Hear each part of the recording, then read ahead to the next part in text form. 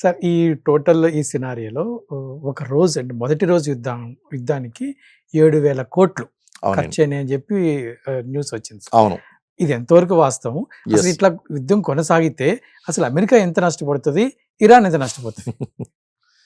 అది వాస్తవం అండి. 7,000 కోట్లు అనేటువంటిది వాస్తవం. కారణం ఏంటంటే ఒక చిన్న అనాలిసిస్ ఇస్తాను హ్మ్. మీకు. ఎప్పుడైతే ఇరాన్ అధ్యక్ష భవనం మీద, ఇరాన్ సుప్రీం లీడర్ యొక్క భవంతి మీద ఈ అటాక్స్ జరిగినాయి, ఏం జరిగినాయో వాళ్ళు ఏం చేశారంటే ఇజ్రాయెల్ మీదకి ఒక గంట వ్యవధిలో హ్మ్. 600 బ్యాలిస్టిక్ మిజైల్స్ పంపించారు. హ్మ్. ఈవెన్ మనకి అక్కడ ఇజ్రాయెల్‌లో నివసిస్తున్నటువంటి వాస్తవ్యులు ఎవరైతే ఉన్నారో వాళ్ళు స్వయంగా వెల్లడించినటువంటి, ఎందుకంటే వాళ్ళకి హ్మ్. ఎప్పటికప్పుడు లైవ్ అప్డేట్స్ అనేటువంటివి వస్తూ ఉంటాయి. ఇన్ని మిజైల్స్ వచ్చినాయి, జాగ్రత్తగా ఉండండి అని. And each missile cost 1.5 crore అండి. ఆ ఓహ్! బ్యాలిస్టిక్ మిజైలు హ్మ్. ఒక్క మిజైలు 1,50,00,000. హ్మ్. 600 మిజైల్స్ అండి. హ్మ్. ఒక గంట వ్యవధిలో 600 వదిలారు. సో ఎన్ని కోట్లో లెక్కేయండి సింపుల్‌గా. సింపుల్. హ్మ్. 400 మిజైల్స్ అంటే 600 కోట్లు కోట్లు. హ్మ్. ఒక గంటలో ఖర్చు పెట్టారు. హ్మ్. కేవలం ఇజ్రాయెల్‌లో ఉన్నటువంటి ఒక స్థావరం మీద దాడి చేయడం కోసం. హ్మ్. ఒక గంటలో. ఓకే. మరి రోజు మొత్తంలో అండ్ డిఫరెంట్ టార్గెట్స్‌లో హ్మ్. 7,000 కోట్లు కోట్లనేది వాస్తవం అండి. చాలా వాస్తవం అండి. వాస్తవం. కానీ దట్ ఈస్ నథింగ్ అండి. ఒకవేళ హ్మ్. ఫుల్ ప్లెడ్జ్డ్ ఇప్పుడు మనం వార్ లైక్ సిట్యుయేషన్ అనాలి దీన్ని. హ్మ్. దీన్ని వార్ అనకూడదండి. War like situation. హ్మ్. యుద్ధం లాంటి పరిస్థితి. హ్మ్. కానీ యుద్ధం కాదు. హ్మ్. అసలు వారే వస్తే హ్మ్. ఫుల్ ప్లెడ్జ్డ్‌గా దిగితే మీకు ఇక్కడ ఒక విషయాన్ని అర్థం చేసుకుంటున్నారు లేదో, హ్మ్. మరి డిసెప్టివ్ టాక్టిక్స్‌లో ఐఆర్‌జీసీ చాలా స్ట్రాంగే గానీ ట్రంప్‌ని కూడా తక్కువ అంచనా వేయకండి. వీళ్ళ దగ్గర ఉన్నటువంటి బ్యాలిస్టిక్ మిజైల్స్, వీళ్ళ దగ్గర ఉన్నటువంటి ఆయుధ సంపత్తిని వృధా చేయిస్తున్నాడు. ఇటు ఇజ్రాయెల్ దగ్గర ఉన్నటువంటిది వృధా చేయిస్తాడు. హ్మ్. అటు అక్కడున్నది వృధా చేయిస్తాడు. హ్మ్. ఇతర కంట్రీల మీదకి ఇన్వాల్వ్ అవుతుంది కదా! ఇంకా వాళ్ళు దిగలేదండి. యుద్ధంలో దిగలేదు. వాళ్ళు రిటాలియేట్ చేయలేదు. ఎవరు రిటాలియేట్ చేయలేదు. ఎవరు రిటాలియేట్ చేయలేదండి ఇరాన్ మీదకి. అవును. ఒకవేళ అదే గనుక జరిగితే చిన్న సైజు రీజనల్ వార్ అనేటువంటిది స్టార్ట్ అయిపోతుంది. హ్మ్. అప్పుడు వీళ్ళు వాళ్ళ మీద వేస్తారు. వాళ్ళు వీళ్ళ మీద వేస్తారు. అప్పుడు బిలియన్స్, ట్రిలియన్స్‌లోకి ఎళ్తదండి ఖర్చు. మరి ఆ ఇంపాక్ట్ అనేటువంటిది ఎవరి మీద పడాలి? Direct impact on the countries who countries. Are participating hmm. There. అక్కడ ఎవరైతే పార్టిసిపేట్ చేస్తున్నారో ఆ హ్మ్. యుద్ధంలో వాళ్ళ మీద డైరెక్ట్ ఇంపాక్ట్ ఉంటుంది. హ్మ్. అసలు ఏ పాపం చేసామని స్టూడియోలో మీ అంతట మీరు, నా అంతట నేను ఇక్కడ చెప్పుకుంటున్నట్టు మన మీద మన జేబులో డబ్బులు ఎందుకు ఖర్చు అవ్వాలండి? హ్మ్. మన మీద కూడా ఇండైరెక్ట్ ఇంపాక్ట్ ఉంటుంది. ఇండియా మీద ఇంపాక్ట్ ఉంటుంది. వరల్డ్ కంట్రీస్ మీద ఇంపాక్ట్. మనం ఏం పాపం చేసామని మనం వాళ్ళకి చేసినటువంటి పాపానికి మనం అనుభవించాలి. హ్మ్. అనుభవించాలి. కారణం ఏంటి అంటే హార్ముజ్ జలసంధి. హ్మ్. ఇప్పుడు అక్కడ 5th ఫ్లీట్ ఏర్పాటు చేసింది ఎందుకంటే America wants domination around that place. హ్మ్. సూయజ్ కెనాల్ మీద, హార్ముజ్ జలసంధి మీద డామినేషన్ కావాలి. ఎందుకంటే ప్రపంచంలో సప్లై అయ్యేటువంటి 25% ఆయిల్ అనేటువంటిది ఈ రూట్ ద్వారానే వస్తుంది. హ్మ్. కంట్రోల్ చేయాలి. మరి కంట్రోల్ చేయాలి అంటే 5th ఫ్లీట్ అక్కడ ఉండాలి. మరి 5th ఫ్లీట్‌ని దాని ప్రభావం ఉండకూడదంటే ఏం చేయాలి? ఇరాన్ దాని మీద అటాక్ చేయాలి. హ్మ్. ఈ అటాక్ చేసేటువంటి ప్రాసెస్‌లో మిలియన్స్ ఆఫ్ డాలర్స్ నువ్వు ఖర్చు పెడుతున్నావు. ఖర్చు పెట్టిన తర్వాత డైరెక్ట్ ఇంపాక్ట్ ఏంటంటే అక్కడ ఉన్నటువంటి 80 లక్షల మంది భారతీయులు ఇంపాక్ట్ అవుతారు. అక్కడ ఉన్నటువంటి స్థానికులు ఇంపాక్ట్ అవుతారు. దాంతో పాటు నువ్వేం చేస్తున్నావు? ఆయిల్ ట్యాంకర్‌లను కొడుతున్నావు. ఆయిల్ రిఫైనరీస్ కొడుతున్నావు. ఫ్యూచర్‌లో ఎనర్జీ సెక్యూరిటీ అనేటువంటిది వస్తుంది. ఆయిల్ ప్రైసెస్ అనేటువంటివి పెరిగిపోతాయి. ఆయిల్ ప్రైసెస్ పెరిగితే గనుక ప్రొడక్షన్ కాస్ట్ పెరుగుతుంది. ప్రొడక్షన్ కాస్ట్ పెరిగితే గనుక ధరలు పెరుగుతాయి. ధరలు పెరిగితే గనుక ఇన్ఫ్లేషన్ పెరుగుతుంది. మనం తినేటువంటి గోధుమ పిండి అండ్ మనం వాడేటువంటి బియ్యం, పంచదార, పెట్రోలు, డీజిల్, గ్యాస్ ప్రతీదీ కూడా రేట్లు పెరిగిపోతాయి. చూసారా? అక్కడ మధ్యప్రాచ్యంలో జరుగుతున్నటువంటి యుద్ధానికి మన భారతదేశంలో ఉన్నటువంటి మన నిత్యావసర వస్తువులకి ఎంత లింక్ ఉన్నదో మీరు ఆలోచించండి. అలా ఎంతో ముద్దుగా త్వరలో బంగారం పెరిగిపోతుంది, పెరిగిపోతుంది, ఇన్వెస్ట్ చేయండి, ఇన్వెస్ట్ చేయండి అని చెప్పి మధ్య తరగతి ప్రజలతో సహా గ్రాము, 2 గ్రాములో, 10 గ్రాములో, తులం 10 తులాలో కొనుక్కుంటున్నారు. కొనిపించే దళారులు. దళారులు వీళ్ళందరూ ఉన్నారు. ఇప్పుడు నిజంగానే పెరిగిపోద్ది. ఖచ్చితంగా పెరిగిపోద్ది. నేను చెప్తున్నానండి. ఎంతవరకు మరి తీసుకుంటారో దయచేసి నా అనాలిసిస్‌ని బట్టి మీరు కొనుక్కుని తర్వాత నన్ను ప్రశ్నించొద్దు. ఖచ్చితంగా బంగారం 3,00,000 ఎలాగా దాటుతది. 5,00,000 చేరుకున్నా సరే పెద్ద అవసరం లేదండి. సో తులం బంగారం 3,00,000 అవ్వడం గ్యారంటీ. సార్ అలాగే ఈ కేజీ సిల్వర్ అనేటువంటి 5 లక్షలు అవడం కూడా గ్యారంటీ. Correct. ఇది కొన్ని నెలల పాటు So, ఫస్ట్ కమోడిటీస్ మార్కెట్ అనేటువంటిది ప్యూర్ ఫ్లక్చుయేషన్ అయిపోద్దండి. ఎవరైతే షేర్ మార్కెట్ లో డబ్బులు పెట్టారో వాళ్ళందరూ కూడా డిక్రీజ్ చేసుకుంటారు. వాళ్ళ సంపద అనేటువంటిది ఆవిరవుతుందండి. ఎనర్జీ డిప్రిషియేషన్ అంటే కొరత అనేటువంటిది ఏర్పడుతుంది. ఎనర్జీ ప్రైసెస్ అనేటువంటివి పెరిగిపోతాయి. అసలు ఆధిపత్యం కోసం వీళ్ళ పోరాడడం ఏంటి, ప్రపంచం దాని యొక్క ఫలితాన్ని భరించడం ఏంటంటే చూసారా, this is called globalisation impact. Sir. ప్రపంచం ఒక కుగ్రామం అయిపోయింది. Hmm. అంతకుముందు రీజనల్ గా మేము వార్ చేసుకుంటున్నాం, మీరు ఇన్వాల్వ్ కాకండి, మీరు శాంతి కోసం మాకేం కబుర్లు చెప్పకలేదు, మీ దాకా వస్తే మీకు తెలుస్తుంది, మీ ఇద్దరం యుద్ధం చేస్తున్నాం, మీకు సంబంధం లేదంటే కుదరదు.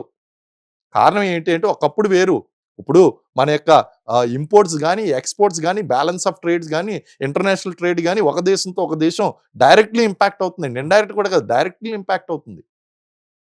సో ఒక దేశంలో ఉన్నటువంటి రాజకీయ అస్థిరత కానీ లేదా రెండు దేశాల మధ్య జరుగుతున్నటువంటి యుద్ధం కానీ మన దేశంలో ఉన్నటువంటి ధరల మీద ఇంపాక్ట్ చేస్తుంది, ఇక్కడ ఉన్న బంగారం మీద ఇంపాక్ట్ చేస్తుంది, ఇక్కడ ఉన్నటువంటి ఈ యొక్క షేర్ మార్కెట్ని ఇంపాక్ట్ చేస్తుంది. మరి ఇవన్నీ కూడా మనం అర్థం చేసుకోవాలి. కాబట్టి మన వంతు కృషిగా మనం కూడా వీలైనంత త్వరగా శాంతి రావాలని కోరుకోవాలి, ప్రయత్నం కూడా చేయాలండి. ఆపరేషన్ సింధూర్లో మన మీదకి పాకిస్తాన్ చాలా డ్రోన్లు పంపించింది. అవును అయితే ఇక్కడ ఎక్కడ కూడా మనకి కొలెటరల్ డ్యామేజ్ చాలా తక్కువగా అనిపించింది. అవునవును. అన్నిటిని మన డిఫెన్స్ సిస్టమ్ వాటిని ఎదుర్కొనగలిగింది. కానీ ఇక్కడ చూస్తే ఇరాన్ యొక్క డిఫెన్స్ సిస్టమ్ ఇలా ఎందుకు పనిచేయలేదు? Yeah. ఇరానే కాదు, ఇప్పుడు మిగతా ఈ ఖతార్ వీటిపైన కూడా ఇరాన్ వేస్తుంది. అవును. వాళ్ళ డిఫెన్స్ సిస్టమ్ ఎందుకు పనిచేయట్లేదు? దీని గురించి కొంచెం మాకు ఎక్స్ప్లెయిన్ చేస్తారా? డెఫినెట్లీ అండి. మనకు ఆపరేషన్ సింధూర్లో కనుక చూస్తే కనుక భారతదేశము అద్భుతమైనటువంటి ప్రతిభా పాఠవాలు మన డిఫెన్స్ సిస్టమ్ ప్రదర్శించింది. అన్నిటికంటే మెయిన్ ఎయిర్ డిఫెన్స్ సిస్టమ్ అండి. అక్కడ నెంబర్ ఆఫ్ డ్రోన్స్ అనేటువంటివి పంపించాయి. వీళ్ళు ఆ టైంలోనే మనకి ఇజ్రాయెల్ పాలస్తీనా గొడవ జరిగినప్పుడు ఐరన్ డోమ్ ని బ్రేక్ చేసుకుని డ్రోన్స్ పంపించేశారు. ఎప్పుడైతే పంపించారో అదే విధంగా పాకిస్తాన్ కూడా ఏమనుకుంది అంటే మా దగ్గర డ్రోన్స్ ఉన్నాయి, కొత్త డ్రోన్ టెక్నాలజీ ఉపయోగిస్తున్నాం, ఈ దెబ్బతో మొత్తం ఇండియన్ ఆర్మీ అంతా కూడా షాటర్ అయిపోతుంది, మనం ఒక రకంగా చెప్పాలంటే బేభత్సాన్ని సృష్టించవచ్చు అని ఊహించింది. కానీ దీని కౌంటర్ మెజర్స్ మనం ఎప్పుడో తీసుకున్నాం అండి. దీనికి సంబంధించినటువంటి కౌంటర్ మెజర్స్ నేను ఆ ఆపరేషన్ సింధూర్ జరిగినప్పుడు కూడా నేను చెప్తాను వచ్చాను, మన దగ్గర S-400 ఉంది, S-400 ఉంది, భయపడవలసినటువంటి పని లేదు అని నేను చెప్పాను. ఈ S-400 ఏం చేస్తుంది అంటే గాల్లో లేచినటువంటి డ్రోన్స్ ఏదైతే ఉందో వాటిని ముందుగానే పసిగట్టి దాదాపు ఒక 2 కిలోమీటర్స్ 1 కిలోమీటర్ దూరంలోనే దాన్ని ఏం చేస్తుందంటే డిస్ట్రాయ్ చేసేస్తుంది దాన్ని.